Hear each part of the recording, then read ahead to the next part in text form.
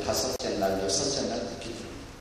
그것은 하나님의 창조를 따라서 여섯 동안 우주와 만물을 창조하신 관례를 따라 한 주간을 첫째, 둘째, 셋째, 넷째, 다섯째, 여섯째. 첫째 날이 언제인가? 안식일 다음 날. 전통적으로 안식일은 토요일이죠. 토요일. 그러니까 첫째 날은 언제일까요? 한 주간의 첫째 날. 우리의 주일, 일요일이 첫째 날. 그럼 둘째 날은 언제일까요? 제가 어려운 질문을 했습니다. 심오한 질문을 해서 대답이 어렵습니다. 첫째 날은 일요일이고 둘째 날은 언제? 월요일. 셋째 날 화요일. 제3일이 화요일. 근데 유대인들은 한 주간 가운데서 제일 좋아하는 날이 그러면 사흘째 되던 날이라고 대답합니다. 왜냐하면 하나님이 사흘째 되던 날에 땅을 만드셨다. 그리고 땅을 향해서 명령하십니다. 땅이여 씨를 맺는 열매와 과목을 내라. 땅에서 씨가 뿌려진 씨가 우미 돋고 꽃을 피우고 열매를 맺는다. 아주 아름다운 날입니다. 셋째 날. 그래서 유대인들은 전통적으로 사흘째 되던 날에 결혼식을 많이 해요. 화요일에. 우리처럼 주말에 결혼식을 많이 하는 것이 아니라 사흘째 되던 날에 결혼식을 많이 해요. 그걸 염두에 두시면서 이렇게 시작합니다. 사흘째 되던 날. 언제? 화요일. 가능성이 많아요. 갈릴리 가나에 혼례가 있어서 혼인잔치가 있어 예수 영혼이 거기 계십니다. 네, 2절이 중요해요. 2절 다 같이 읽겠습니다. 2절 시작. 예수와 그 제자들도 혼례에 청함을 받았다. 네, 3절에 보시면 그 잔치석상에 이 잔치집에 문제가 생깁니다. 어떤 문제였습니까? 포도주가 떨어졌습니다.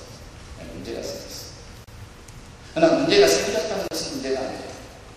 인생을 살면서 우리는 끊임없는 문제와 부딪힐 것입니다. 하나의 문제가 지나가면 또 다른 문제가 찾아옵니다. 마치 하나의 파도가 지나가면 또 다른 파도가 밀려오듯 인생은 문제와 더불어 끊임없는 씨름을 계속해야 합니다. 중요한 것은 이거예요.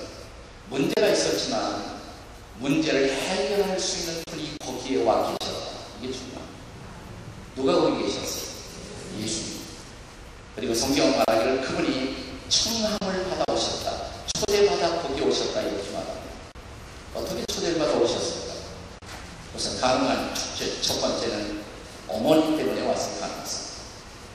그리고 예수님의 어머니 마리아는 아마도 이 잔치집과 친척이었을 가능성이 상당히 많아 보입니다.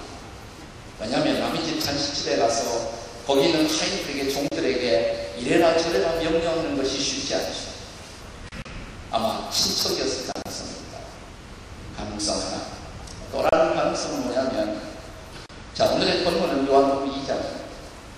2장 전에는 몇 장이 있을까요? 제가 지금 어려운 질문을 하고 있습니다. 저도 미국에 살아봐서 이민생활이 어떻다는 것을 압니다. 이민생활에 쉽지 않은 어려움을 아는데, 여러분에게 어려운 질문을 해서 여러분을 고통스럽게 할 의사가 전혀 없습니다. 그래서 지극히 당연한 질문만 할 것입니다. 자, 요한복음 2장 전에는 몇 장 있습니까? 1장. 자, 요한복음 1장의 마지막 부분에 보시면 예수님이 제자들을 부르세요. 제자들. 당신의 제자들을 부르고 계세요. 베드로를 부르시고, 안드레를 부르시고, 빌립을 부르시고. 근데 요한복음 1장의 마지막 부분에 보면 어떤 제자를 부르고 있습니다. 1장의 마지막 부분. 어떤 제자가 등장합니다. 이건 뭐 특별히 실력이 있어야 대답하는 게 아니에요. 신경만 있으면 돼요. 신경만. 보이지 않습니까? 1장의 마지막 부분에 어떤 제자가 등장해요? 나다나엘. 어떤 분이 바돌로메요. 바돌로메 이름은 나오지 않는데 대단하십니다. 많은 성경학자들은 바돌로메와 나다나엘이 동일한 사람인 것이다 이렇게 추측합니다. 왜냐? 예수님의 제자들을 언급할 때 나다나엘이 등장하면 바돌로메가 없고 바돌로메가 등장하면 나다나엘이 없습니다. 별로 나다나엘이 바돌로메. 근데 아주 흥미로운 사실은 이 나다나엘이 요한복음 1장에 등장한 다음에 없어져요. 다시는 등장하지 않습니다. 근데 요한복음이 끝날 때 등장, 마지막에 등장. 자, 요한복음 마지막 장 한번 찾아보도록 하겠습니다. 21장. 요한복음 21장을 다시 한번 찾아보겠습니다. 21장에 보시면 부활하신 예수님이 다시 제자들에게 등장하십니다. 디베리아 바다, 갈릴리 바다에 부활하신 주님이 등장하십니다. 자, 21장 2절 다 같이 읽겠습니다. 요한복음 21장 2절 함께 읽습니다. 시작. 시몬 베드로와 디두모라 하는 도마와 갈릴리 가나 사람 나다나엘과 세베데의 아들들과 또 다른 제자들이 함께 있다. 자, 거기에 부활하신 주님이 제자들을 찾아오셨는데 그 제자들의 리스트 가운데 누가 등장해요? 나다나엘. 근데 나다나엘에게 어떤 소개를 하고 있습니까? 나다나엘이 어디 사람이라고 했어요? 갈릴리 가나 사람. 갈릴리 가나 사람. 지금 이 혼인잔치가 어디에서 벌어지고 있습니까? 갈릴리 가나에서. 근데 나다나엘이 어디 출신이에요? 갈릴리 가나예요. 갈릴리 가나는 예수님 당시나 지금이나 아주 작은 마을. 지금 여러분이 성지순례 가봐도 가나라는 마을은 아주 작은 마을. 예수님 당시에는 더 적었습니다. 성경학자들은 불과 200호, 300호밖에 되지 않는 마을이었을 것이다. 이렇게 추측합니다. 이런 작은 마을에서 한 집에 잔치가 있으면 그건 결코 한 집 잔치일 수가 없습니다. 무슨 잔치? 동네 잔치. 네. 자, 이 동네 잔치가 준비되고 있습니다. 그런데 이 갈릴리 가나 마을에 최근에 탑 뉴스가 있어요. 탑 뉴스. 그 뉴스는 뭐냐면 이 마을에 똑똑한 청년, 아주 유망한 장래성 있는 청년 나다나엘이 메시아의 제자가 되었다. 그가 예수님을 따르기 시작했다라는 것이 그 마을에 회자되고 있는 탑 뉴스였습니다. 그러자 이 동네 잔치가, 결혼 잔치가 준비되면서 누군가가 이렇게 말했을 가능성이 있습니다.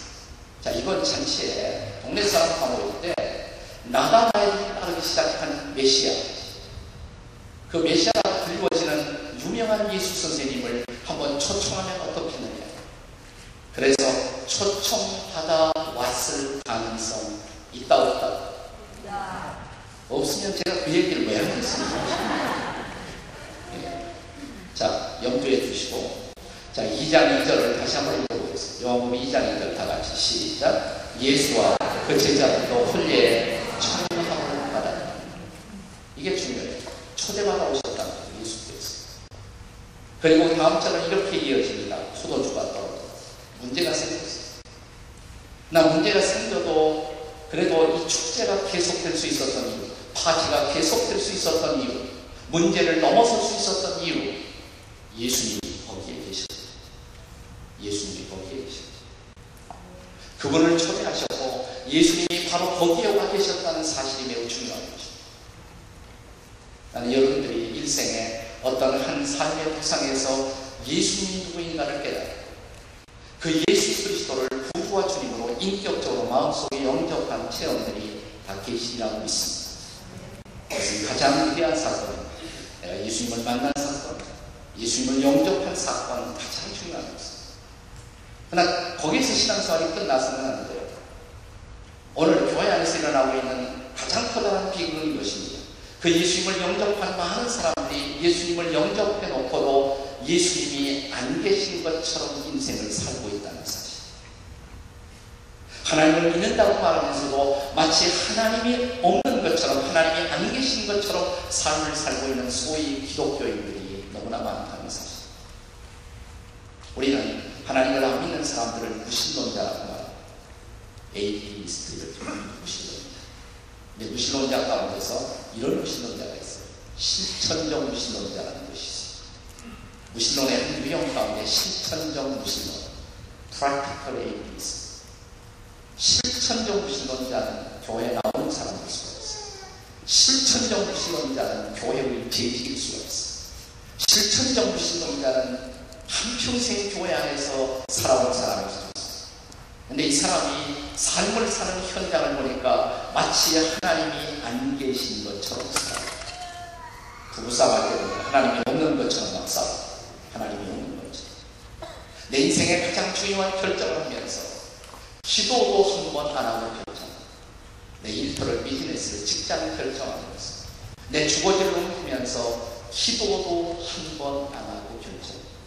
하나님 안 계신 거랑 마찬가지죠. 실제로는 필요.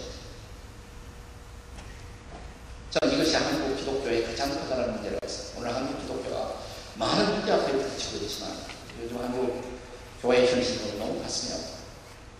교회가 세상을 걱정해야 하는데 세상이 교회를 걱정해주고 있습니다. 너무 가슴이 왜 이렇게 됐어요? 나는 그 이유 중에 중요한 이유 중에 하나가 명목상의 교육이 너무 많다. 소위 노미널 크리스천, 네임 온리 크리스천, 이름만 크리스천, 삶 속에 그리스도가 보이지 않아요. 우리의 생활의 현장 속에 하나님이 보이지 않아요. 그냥 믿는 사람과 조금 더 다른 것이 없어요. 조금 더 다른 것이 없어요. 이것이 오늘의 문제거든요. 이게 중요한 것은 정말 그분이 내 삶의 현장 속에, 날마다의 삶의 현장 속에 그분이 정말 살아계십니다. 한국교회에 아주 중요한 큰 영향을 미쳤던 분 가운데 지금은 세상을 떠나가신 성공의 신부님 아처포의 대천도 신부님이라고 계시죠. 이분은 아주 신앙의 명문 갑니다. 가족 전체가 신앙의 명문. 근데 그분도 유명하지만 그분의 할아버지도 유명해요. 아처포의 신부님, 대천도 신부님, 한국에서만 유명하지만 할아버지는 전 세계적으로 유명해요. 그 할아버지 이름이 루벤 토이, R.A. 토이라고 하시죠. 저 유명한 세계적인 전도자였던 D.L. 무디와 더불어 동역하신 분이십니다. 우리가 시카고에 가면 무디 바이블 인스티튜트가 있어요. 무디 신학교를 무디와 더불어 함께 만드시고 무디 협회에서 평생을 동역한 아주 놀라우신 분입니다. 근데 R.A. 토이는 예수를 믿으면서도 또 아주 복음적인 크리스천이면서도 기독교 지도자로서 성령을 정말 사모했던 것입니다. 그러면 아침에 일어나면 이런 기도를 했다고. 아침에 일어나면 자기 스케줄 앞에 놓고 기도. 하나님, 제가 오늘 누구를 만날 기회가 있습니다. 하나님 같이 가주세요. 성령님 같이 가주세요. 제가 성령 충만하지 않다면 차라리 말하지 않게 도와주십시오. 전 제가 절을 하는데 주께서 저를 붙들어주지 않으면, 주님이 함께하지 않으면 너무나 많이 실수가 많습니다. 성령 충만하지 않다면 차라리 말하지 않게 도와주십시오. 하나님, 제가 성령 충만하지 않다면 내가 어떤 중요한 결정을 너무 서두르지 않게 도와주십시오. 성령 충만하지 않다면 나도 너무나 잘못된 결정을 할 가능성이 많기 때문에 주님, 오늘 제가 이런 계획들이 있는데 거기에 함께 같이 가주세요. 함께 해주세요. 그러니까 정말 주님의 임재를 사모했고 주님과의 동행을 사모했고 그분이 함께 하시는 삶을 사모했다는 거예요. 여러분, 하루하루 내가 걸어가는 발걸음마다 그분이 나와 함께 하심을 경험하고 계십니다. 그분이 함께 하심을 경험하고 있습니다. 어느 교회에서 어린이들이 야외 예배를 갔습니다. 그래서 하루 종일 야외 예배를 아주 즐겁게 시간을 가졌습니다. 저녁 무렵에 이 어린이를 인도하고 있는 전도사님이 아이들을 집합시켜놓고 묻습니다. 어린이 여러분, 오늘 재밌는 시간 보냈죠? 애들이 그럼 누가 감사기도 할까요? 어린 소년 하나가 앞에 나와서 대표로 기도를 합니다. 하나님, 예수님, 오늘 너무너무 재밌었어요. 하나님도 예수님도 여기 계셨다고 참 좋은 뻔했어요. 그냥 하나님 빼놓고 예수님 빼놓고 우리끼리 즐거운 시간을 갖고 있다는 거죠. 하나님을 빼놓고 우리끼리. A.W. 토저라는 분은 이런 중요한 글을 남겼습니다. 어떤 교회가 기도도 안 하는데 그 교회가 잘 되고 있다. 어쩌면 그 교회는 버림받은 교회입니다. 어떤 성도가 기도도 안 하는데 모든 일이 만사형통한다. 그는 버림받은 사람입니다. 기도 안 하면 잘 안 되는 게 정상이에요. 잘 안 돼요. 잘 안 돼야 긴장도 하고 엎드려 기도도 하고 하나님의 도우심을 구한다. 정말 중요한 것은 그분이 함께하는 거예요. 날마다 함께하는 것입니다. 내 삶의 모든 현장마다 함께하는 것입니다. 문제는 계속 밀려올 것입니다. 인생의 자리에서 문제는 계속 우리를 찾아올 것입니다. 중요한 것은 문제를 넘어서는 일입니다.